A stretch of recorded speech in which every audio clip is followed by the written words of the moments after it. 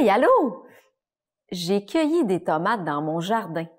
Je te dis que ça pousse vite.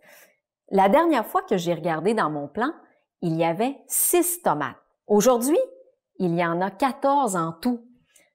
Je me demande combien de tomates de plus se sont ajoutées depuis la dernière fois. Veux-tu le calculer avec moi? Pour commencer, j'écris l'addition qui représente la situation. 6 tomates plus le nombre de nouvelles tomates qui ont poussé égale 14 tomates au total. Pour trouver le terme manquant, je fais une soustraction. Je calcule le nombre total de tomates moins celles qui étaient déjà sur le plan. Le résultat m'indiquera le nombre de tomates qui se sont ajoutées. Je fais la soustraction. 14 moins 6 égale 8.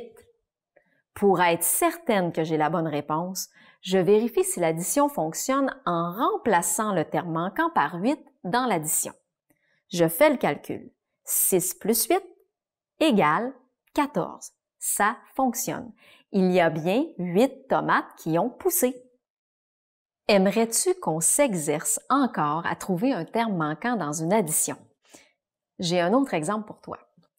Ce matin, j'ai cueilli des fraises.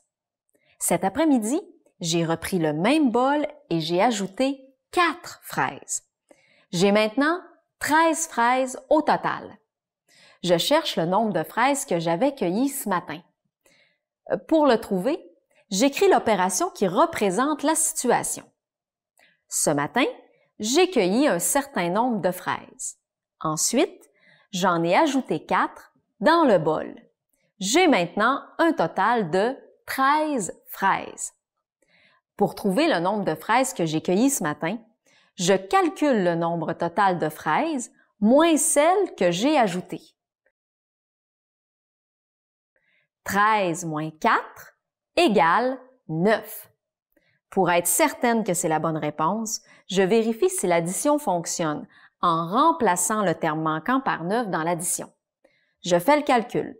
9 plus 4 égale 13. Ça fonctionne. J'ai bien cueilli 9 fraises ce matin.